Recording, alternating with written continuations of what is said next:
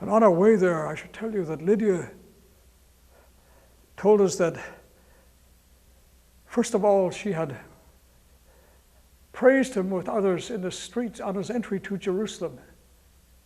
Oh, days before. And convinced that at last he would be crowned the rightful king, she grew dismayed when he did not seek to make it so. And then, in shock, she heard that he had been betrayed and that the high priest had condemned him on a charge of blasphemy. And then taking him to Pilate, they had accused him of treason against Rome and led the call for his execution.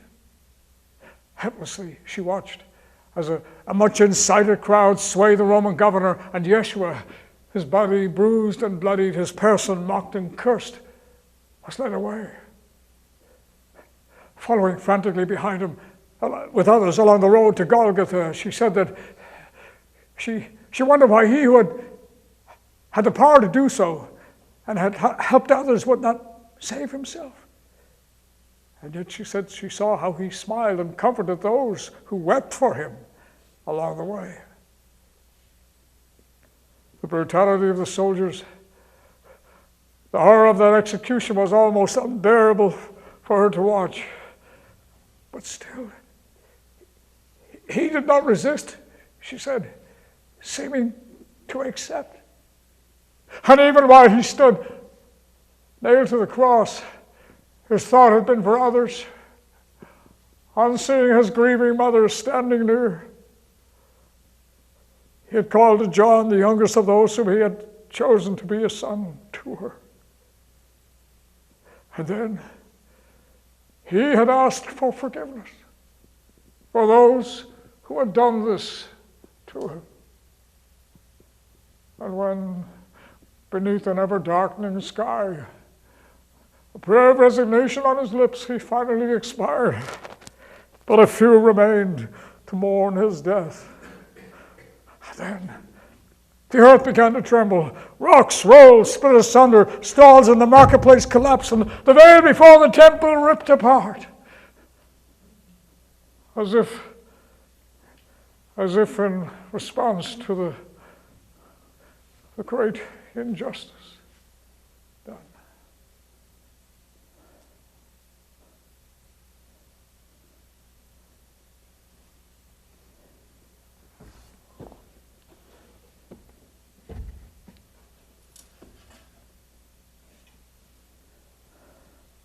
Because the Jewish Sabbath was approaching, Joseph of Arimathea, a man of influence who believed in Yeshua,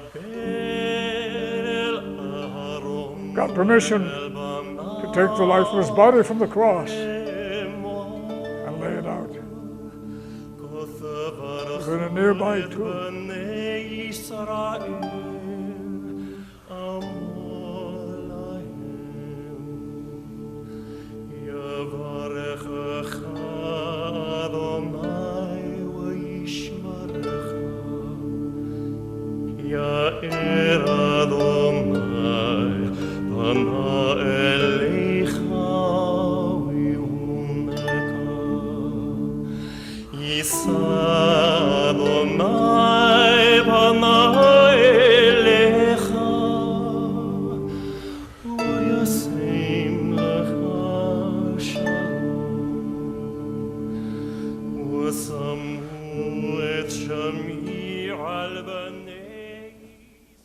Then another at the inn that night spoke his piece,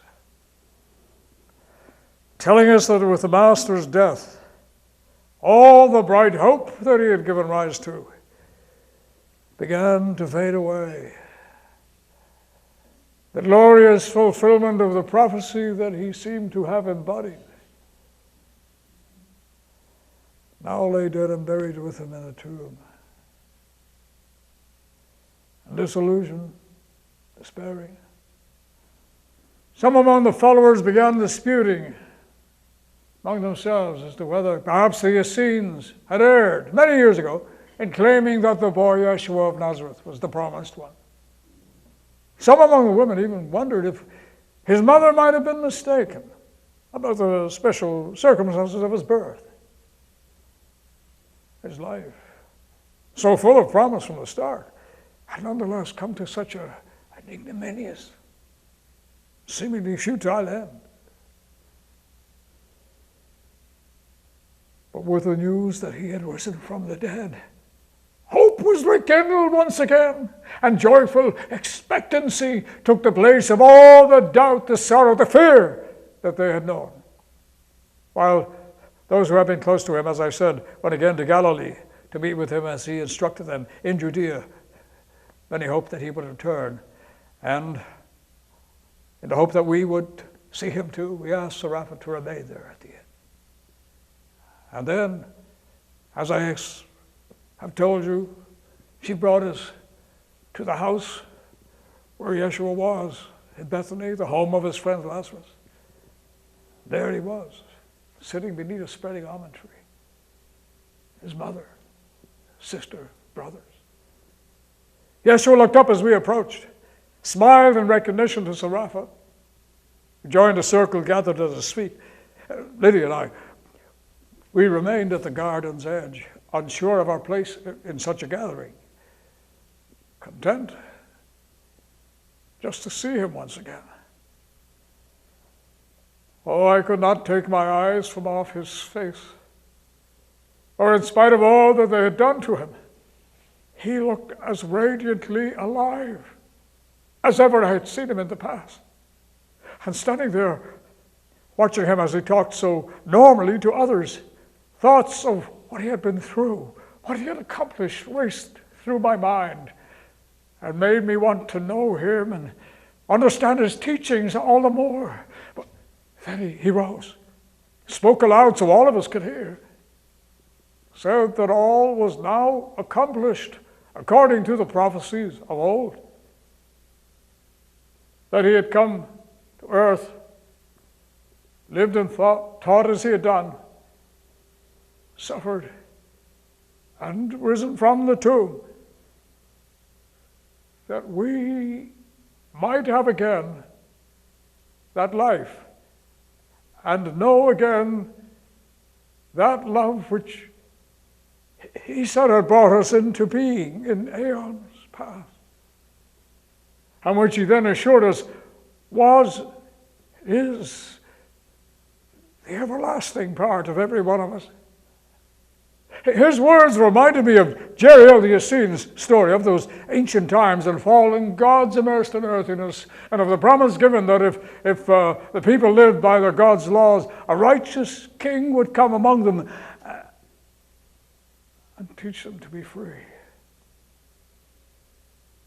For a moment, I finally knew what this Yeshua was about.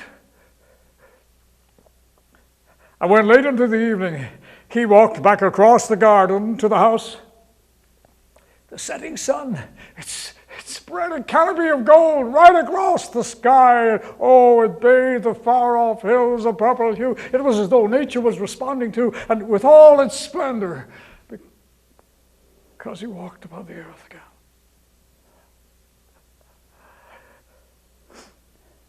For some time afterwards, the inn there at Bethany became a gathering place of sorts for Essenes followers, and those who now came from far and wide, oh yes, having heard that he had risen, wanting all the more to know of him. But still, we kept a special watch, ever wary that those who had caused Yeshua's death might seek to silence others who now gathered in his name and planned to spread his teachings through the land. And then, one day word came that all who could should gather at a certain time upon the mount above the olive grove in Kidron. And on our way there, I overheard Serapha telling Lydia about the very first time I'd come to her inn. Yes, what had happened there made me laugh somewhat. I also realized how much had changed since then. Not only for me, but many others there in Palestine. Approaching the appointed place, we saw Yeshua arriving, walking at the head of his disciples. Oh, many more came out from the city and all across Judea on that day. So in the end, there must have been, maybe 500 men and women there. Some among the crowd said they thought that Yeshua might now pronounce his kingdom on this earth, and with the help of an army from on high, scatter those who had opposed him in the past. Others said, maybe he might just take us away with him to some special place where we could remain until either Roman power was no more or this sorry world had ended. Instead, standing above us on the mount, holding out his arms, he called on all of us to follow the example he had set. In all we thought, said, did, in our dealings one with another. He urged those whom he had chosen to remain true to the cause for which they had been nurtured, to take his teachings to those who had not heard them, even to other nations of the earth. And then, after walking a little further up the mount, he turned and, with a loving smile, he blessed us all. At first we thought our eyes were being affected by the sun, as a vaporous light seemed to envelop him, cause him to disappear. Soon we realized he was indeed disappearing from our view. Some upon the mount fell down upon their knees, loudly praising such a sight. Most of us just stood there, staring up into the heavens, until Yeshua no longer could be seen. Speechless we remained, wondering what, if anything, might happen next. And then two beings all of light appeared just where the Master had just stood before. And addressing his disciples, they said that we should cease our staring upwards, since Yeshua had now departed from this earthly realm, they said, to dwell elsewhere.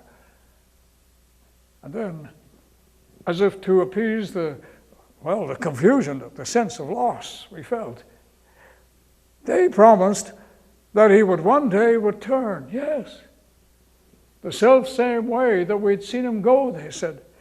And then they too disappeared, leaving many unasked questions on our lips. I mean, how did Yeshua disappear the way he did? To what other realm had he gone? How would we know that his return was near? Where might he appear to us again? Well, needless to say, that evening at the end, there was much talk about what all this meant and what the future held. However, when 10 days later in Jerusalem, the Spirit descended upon those whom he had chosen, empowering them miraculously and causing many others to believe, it began to seem possible to me that the power, the love that lived in Yeshua might come alive in many others too. Those who believed and followed his teachings. That such was the destiny of you and you and you and me, if we chose to make it so. Once again, I felt for an instant, I understood the message of his life, his teaching.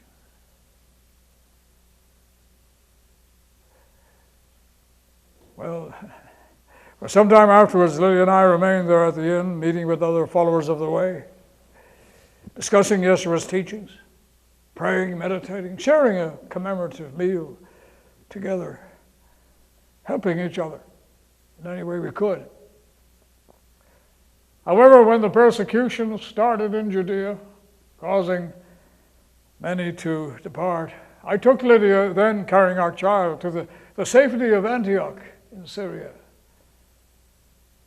And there our son Eliseus was born. After Paul and Barnabas, whom some of you may have met, came to preach in Antioch, our numbers grew, yes.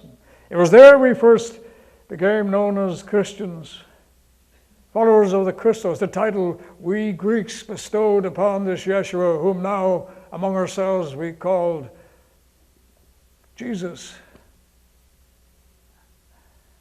And eventually, I did go back to Greece, with Lydia and Elysius by my side, and meeting there, and that was after Paul had preached in Athens and Corinth, and meeting there with those who gathered in each other's home, anxious to hear all they could about Yeshua. I told them all that I had seen and heard in Palestine. Just as I have told it to you now. And then coming back here to Rome in the hope of meeting Paul again. Like all of you, I too was caught in Nero's vengeful net. So here I am, back from where I so eagerly set out many years ago, find a theater on an eastern shore,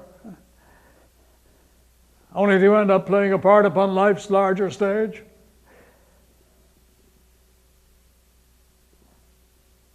Perhaps. Oh, yes. Perhaps that was the part that Yeshua knew that I could play.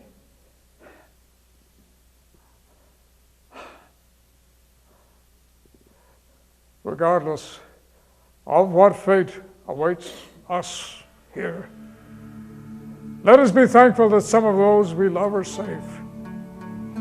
Let us remember what the Master taught and showed us, that there is no death save to this. So, let us put our doubts or fears aside and focus on that life,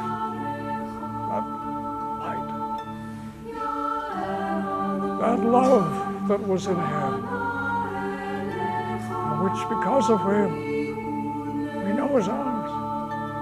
He told us so.